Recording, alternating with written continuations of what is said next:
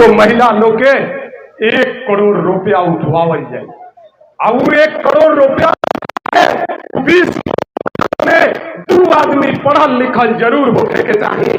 उनमें से 1 आदमी के अध्यक्ष, 1 आदमी के सचिव बनावल जाई। और रउआ पंचायत के अंतर्गत 1 कट्ठा जमीन जन सुराज के तरफ से खोज के और में छोटा छोटा उद्योग लगावल जाई।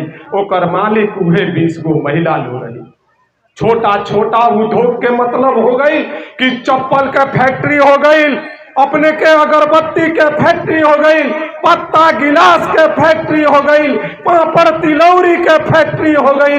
वो 20 गो महिला लोगों फैक्ट्री के मालिक रही, कोई कोई के मजदूर ना रही।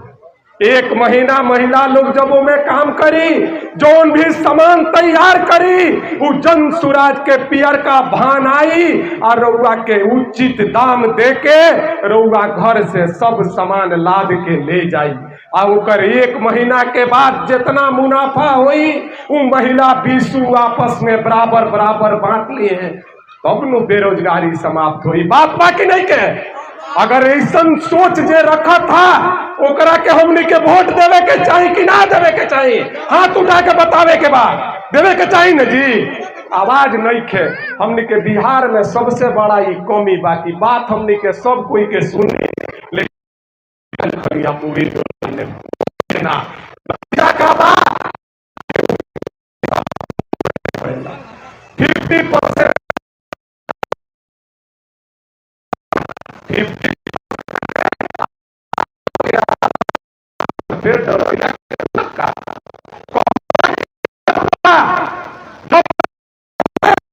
तब राउर मालिक राउर लइका खुशहाल रही।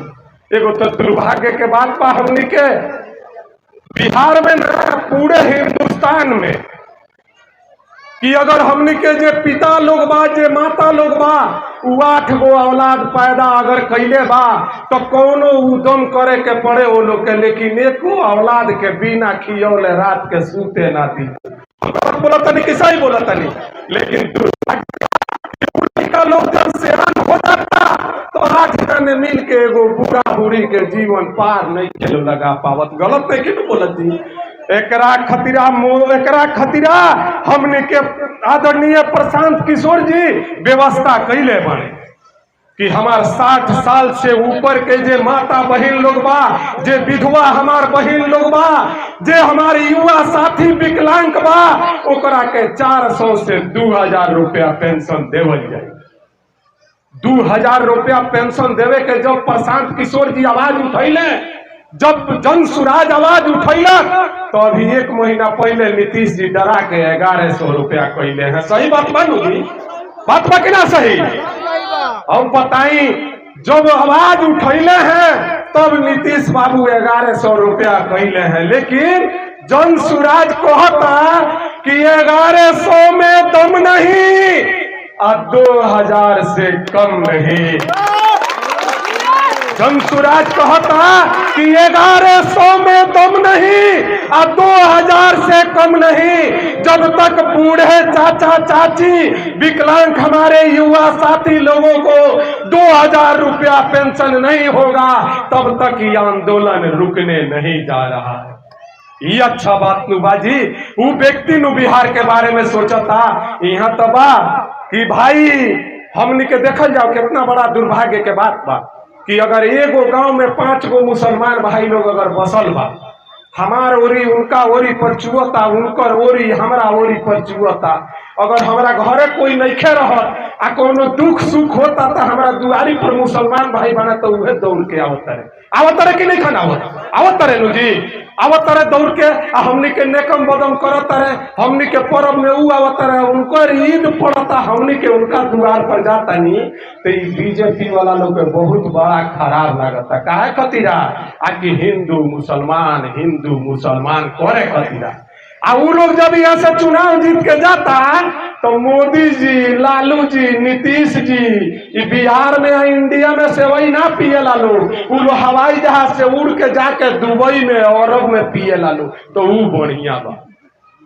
अपनी चले के चाहिए जी कि समाप्त होके के चाहिए।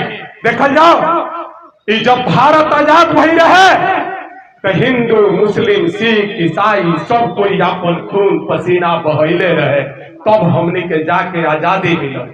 आई जोन अभी छुछेरा नेता आई बा लोग, हमरा रउआ में जात जात में बांट के ओलगे ओलगे को के आ अपने कुर्सी पर राज करत लो, आ हम रउआ जोन काल करत नहीं सत्तो आज करे के पड़ता। हम गलत है कि नहीं बोलत? चौथ का काम बा कि देखल जाओ हमने की है कि कितना बदहाल शिक्षा के व्यवस्था बा। शिक्षा के व्यवस्था इतना खराब बा कि है छोटा छोटा जितना बच्चा लोग आगे बा, रउआ घर में बा, हमरा घर में बा, जे माई बहन हमार मजबूर बा, गरीब तबका के बा, उ प्राइवेट स्कूल में लड़का लोग के नइखे भेज पावत, ओकरा लगे शक्ति नइखे, तो प्राइवेट स्कूल में ना भेज के सरकारी स्कूल में भेजता। लड़का जाए के नइखे चाहत, अगर मार के गोरिया को के स्कूल में भेजल जाता तो हमारा घर के रउआ घर के लड़का लोग दौड़ल दौड़ल गइलक, आ जैसे खिचड़ी खैलक कि थरिया पटक के घरे अइलक। इहे स्कूल के यहाँ के व्यवस्था बा। प्रशांत जी के ई सोच बा कि आज तक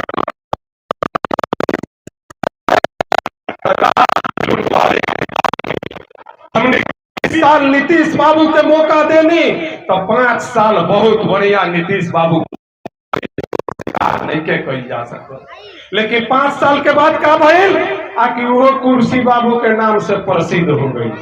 जीत के कोई जाए और नीतीश कुमार मुख्यमंत्री बन जास जी।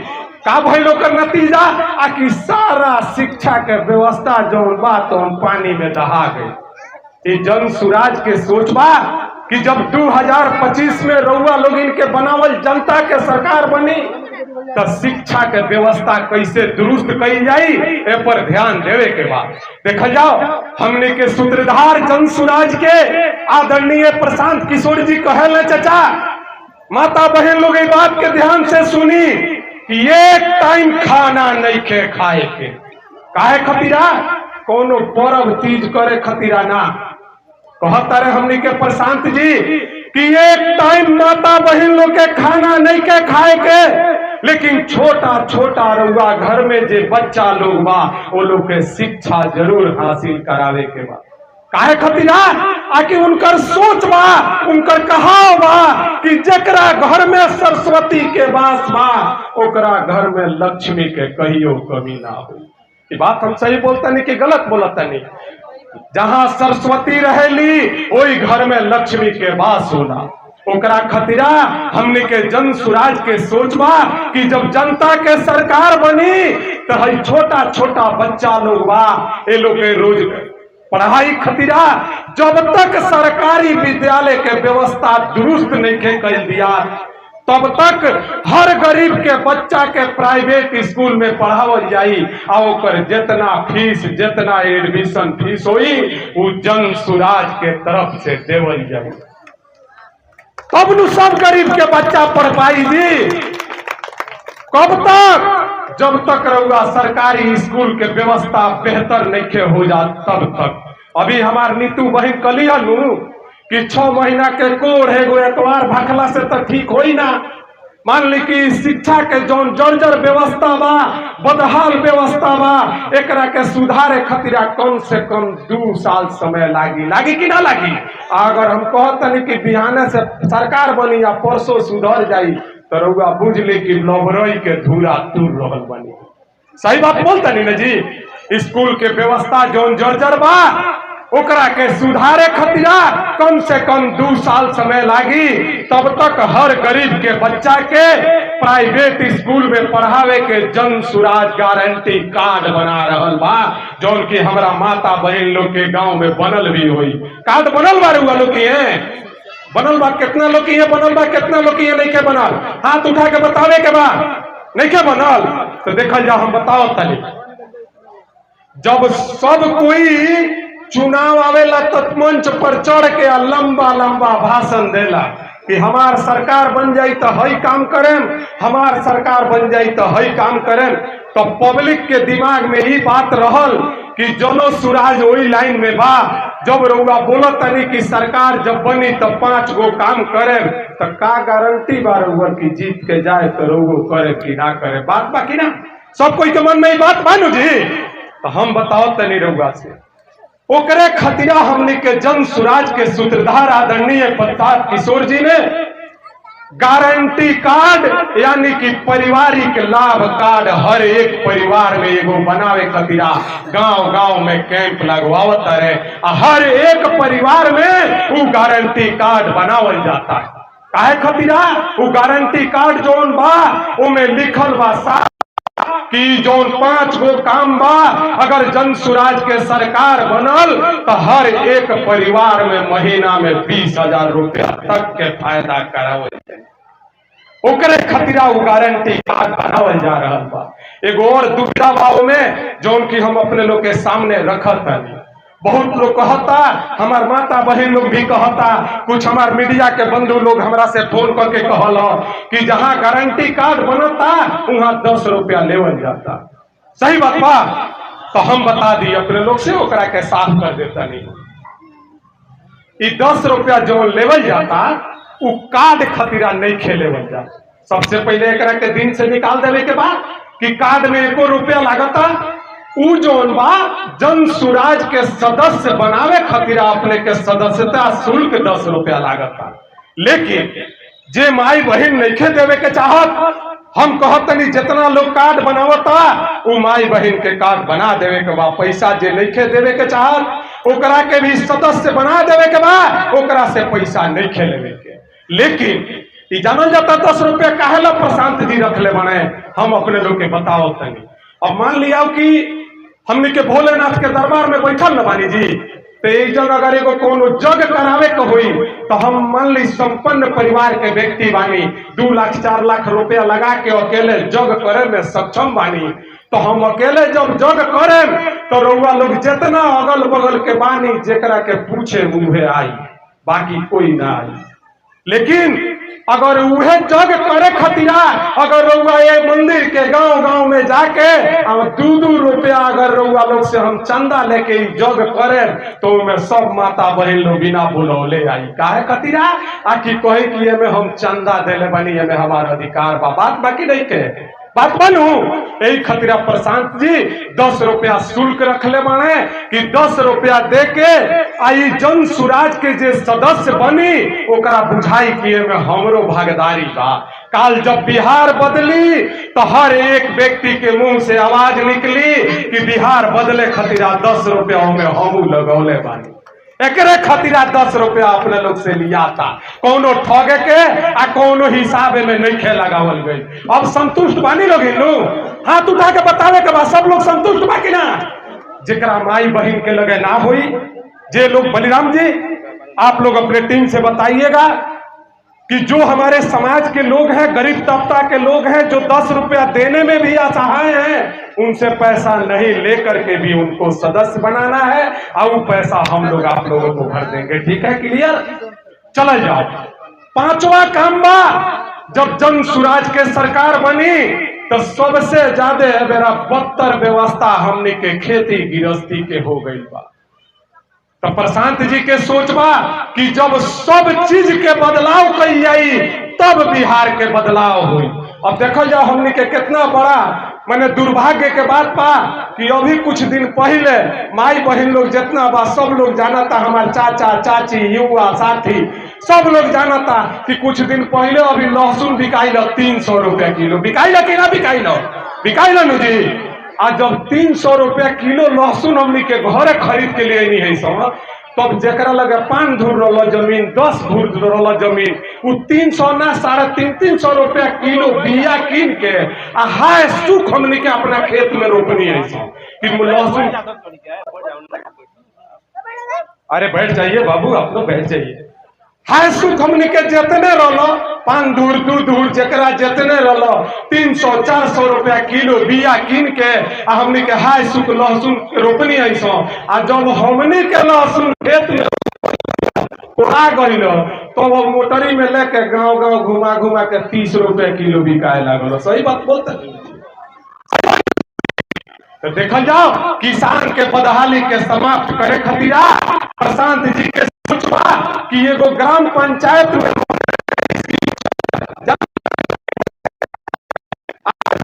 स्कीमुआ उहे हो जो सूखल गाछ में मुखिया जी लोग पानी पटा के पैसा ना उठावेला। जानो तन लोग कि नहीं लोगी ना ऊ है सूखल गाछ में पानी पटा के आ मनरेगा का पैसा उठा लिया ओकरे नाम मनरेगा। तो प्रशांत जी के सोच बा कि जब जन सुराज के सरकार बनी, जब जनता के सरकार बनी, तो उस सूखल गाछ में पानी पटा के पैसा ना उठी, वो मनरेगा के डायरेक्ट खेती से जोड़ दिया। रउआ 10 कट्ठा होके 5 कट्ठा होके उमे जौन रोपनी सोहनी कटनी में लागेला पैसा, वो पैसा मनरेगा के तरफ से सरकार के तरफ से मुहैया करावल जाई, तब किसान के आय बढ़ जाई कि ना बढ़ जाई। यह सोच पढ़ल लिखल के आव न पढ़ के, यह सोच पढ़ल लिखल से बिहार बदली महाराज। 9वां फेल आदमी से बिहार बदले जाता, बदली ना बदली। अब देखल जाओ हमने के प्रशांत जी कहल चाचा कि कितना अच्छा पिता लालू जी बाने। का कहले सुने के बाद ध्यान से कि कितना। बाबू आप लोग थोड़ा सा शांति बनाए रखिए, हम लोग चले जाएंगे 5 मिनट के बाद मेरे भाई। कितना कहले हमने के प्रशांत किशोर जी कि कितना अच्छा पिता लालू जी बाने, उनकर शिकायत ना करेले, उनकर तारीफ करेले। कहले कि कितना अच्छा पिता लालू जी बाने कि अपना 9वां फेल लड़का के बिहार के राजा बनावे खातिर बेचैन बाने। हम रउआ कैसन पिता बानी, हम रउआ कैसन माता बानी कि अपन पेट काट के, अपन गाय भैंस बेच के, मेहनत मजदूरी करके अपना लड़का के BA करौले बानी। ओकरा बाद भी बिहार में जब उनका चपरासियों के नौकरी नहीं के मिलत तो उनका के जबरदस्ती भेजतानी हरियाणा, पंजाब, लुधियाना कि जा आ 10,000 15,000 के सर्विस करके तब आओ। ये बात बाकी गलत कहतनी कि सही कहतनी? तो ये सोच हमने के नु खराब बाजी कि हमेशा हमने के जात के नाम पर, हिंदू मुसलमान के नाम पर हमेशा ठगा ताइल बनी। तो हमने के अपने लोग से अपनी बार आग्रह करी बनी कि आज तक हमने के जेकर व्यक्ति के चेहरा देख के मतदान कैनी वो बिहार के राजा बन गई। कैसे? हमने के लालू जी के चेहरा देख के अपन कीमती वोट देनी तो लालू जी बिहार के राजा बन गए कि ना बन गए? हाथ उठा के बतावे के बनले कि ना बनले? बनले नु जी। अच्छा हमने के नीतीश जी के चेहरा देख के मतदान कैनी, नीतीश जी बिहार के राजा बन गए नु जी। तो अपनी बार अपना बच्चा के चेहरा देख के मतदान करे के बाद निश्चित रूप से आवे वाला 2025 के बाद रउआ बच्चा के भी रास्ता बदल जाए। यह कहे आइल बनी। अब देखल जाओ आज तक 40 साल जे लोग सरकार में रहल बा उ रउआ मालिक के पीठ पर, हमरा लड़का के पीठ पर, रउआ भाई के पीठ पर, हमरा युवा साथी लोग के पीठ पर बोरा लादे के काम कैले बानू जी। लेकिन ई जन सुराज जौन बा ई कहता कि लड़का के पीठ पर जब स्कूल के बास्ता लादल जाई तो आवे वाला समय में रउआ लड़का के रास्ता क्लियर हो जाई। तो हम रउआ लोग इनसे एक बार जाने के चाहे, जितना आगे से पीछे ले युवा साथी लोग बा, हमार माता बहन लोग बा, जोर से आवाज दे के बतावे के बाद कि अपनी बार कमल के फूल पर कि स्कूल के बास्ता पर कि कमल के फूल पर। अरे हाथ उठाइए मेरे भाई, एक एक आदमी चाहेगा तब बिहार हमारा बदलेगा।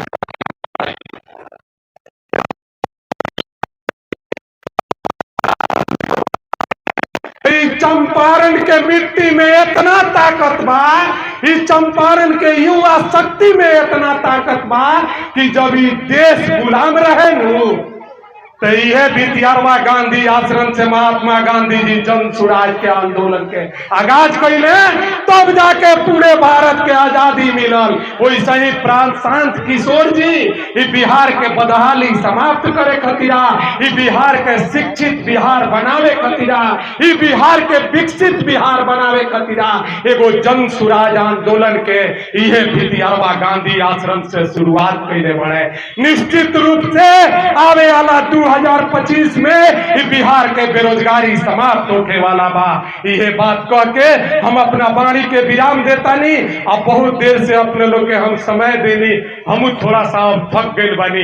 ऐसे अगर हमरा से कुछ गलत अगर बुला गई होई तो हम माफी मांगतनी अपने लोग से, लेकिन एक बार फिर जरूर अपने लोग से आग्रह करतनी कि 15 साल एक आदमी के मौका देनी, हमनी जौन रहनी तौने रह गईनी। 20 साल एक आदमी के मौका देनी, हमनी जौन रहनी ओकरो से बदतर हो गईनी। एक बार अपना बच्चा के नाम पर हमने के जन सुराज के साथ जुड़े के बाद 5 साल के मौका देवे के बाद 5 साल में बिहार के अगर दशा दिशा ना बदली तो छठा साले जे रउआ लोग के बीच में आई ओकरा के बढ़नी से बढ़नी आवल जाई। बात बाकी ना ऐसा होके के चाहिए कि ना होके के चाहिए? होके के चाहिए नो। चलिए सब कोई अगर हमरा बात से